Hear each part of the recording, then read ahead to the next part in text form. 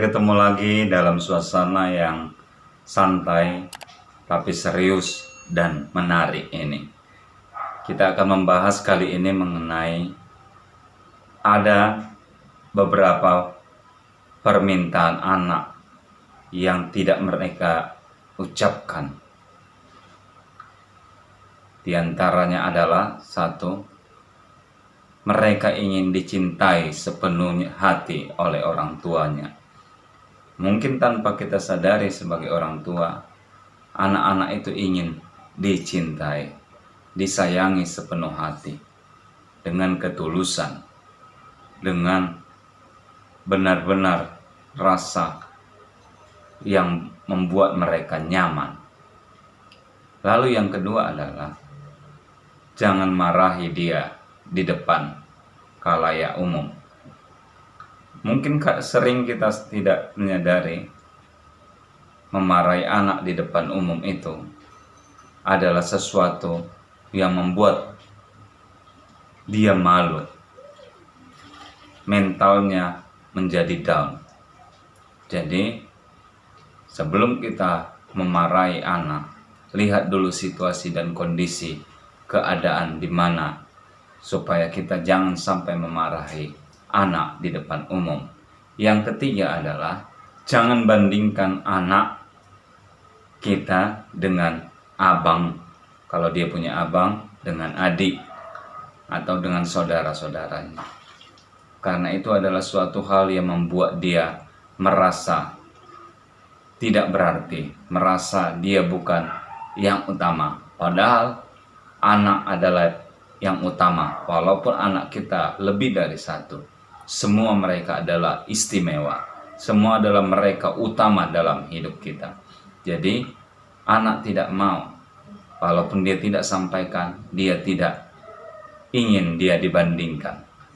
Yang selanjutnya adalah, ingatlah, anak itu adalah fotokopi dari kita orang tua.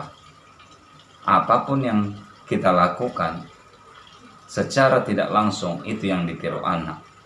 Apa yang kita katakan secara tidak langsung, itu terekam di dalam memorinya, dan dia ingat, dan dia akan menirunya, entah nanti secara sadar atau tidak sadar, karena dia melihat apa yang kita lakukan. Dia belajar dari apapun perilaku orang tuanya.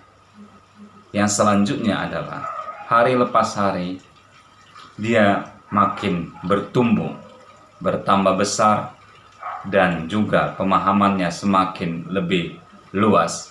Jadi jangan pernah perlakukan dia sama seperti dia masih anak kecil.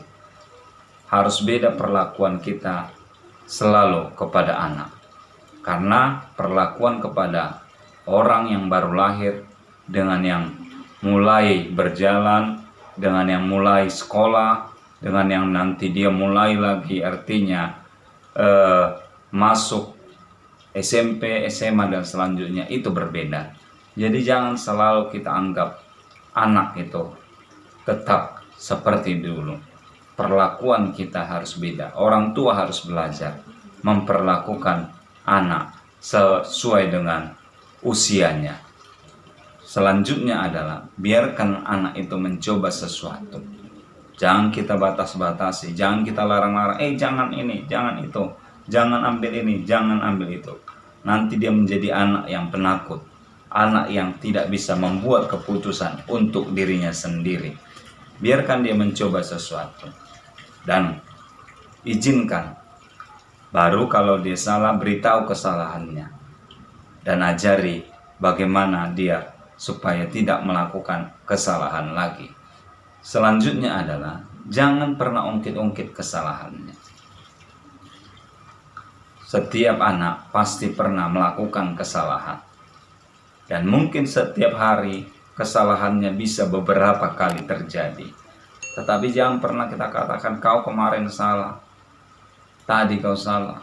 Itu akan membuat dia menjadi merasa minder, merasa tertuduh. Padahal kita tahu sebagai orang tua saja kita pernah melakukan kesalahan. Jadi biarlah kesalahan dia hanya ada dalam hati kita, tidak perlu kita ungkit-ungkit, namun selalu kita ingatkan supaya dia selalu menjadi lebih baik. Yang salah tidak diulangi lagi, dan dia melakukan selalu yang benar saja. Selanjutnya adalah, anak adalah ladang berkat bagi kita. Setiap anak membawa rezeki, membawa berkat masing-masing, karena Tuhan sudah persiapkan segala sesuatu kepada mereka. Jadi jangan pernah ada penyesalan kalau kita punya anak. Apakah itu anak kita 1, 2, 3 atau lebih dari itu. Karena setiap anak membawa berkatnya masing-masing. Jadi semakin ada anak, kita harus yakin bahwa Tuhan mencukupkan kebutuhan mereka. Jangan pernah katakan engkau selalu merugikan orang tua. Karena anak adalah ladang berkat. Yakinlah bahwa anak itu membawa berkat masing-masing. Selanjutnya adalah, jangan memarahi anak dengan mengatakan jangan, tapi beritahulah dia kenapa dia tidak boleh melakukan hal itu, supaya dia sadar dan dia tidak bertanya-tanya, kenapa aku dilarang, kenapa aku tidak boleh, kenapa aku tidak diizinkan. Tanpa dia tahu, nanti dia penasaran dan mencari tahu sendiri. Untuk perkembangan anak itu tidak baik.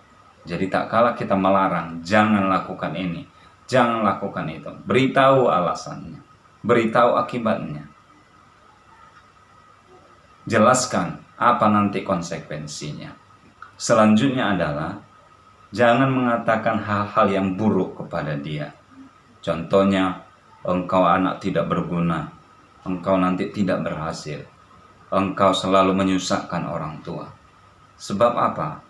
Apa yang keluar dari mulut orang tua itu adalah doa, itu adalah harapan. Jadi tak kala kita katakan hal-hal yang buruk, itu nanti bisa terjadi dalam hidupnya. Jadi kita sampaikan hal-hal yang baik, hal-hal yang membangun, hal-hal yang membuat dia termotivasi. Selanjutnya adalah, tolong jangan bentak-bentak anak-anak. Sebab itu akan membuat mentalnya down. Jangan selalu bersuara keras kepada anak, karena itu juga akan membuat dia terbiasa dengan nada keras, membuat dia menjadi diperintah hanya dengan nada tinggi.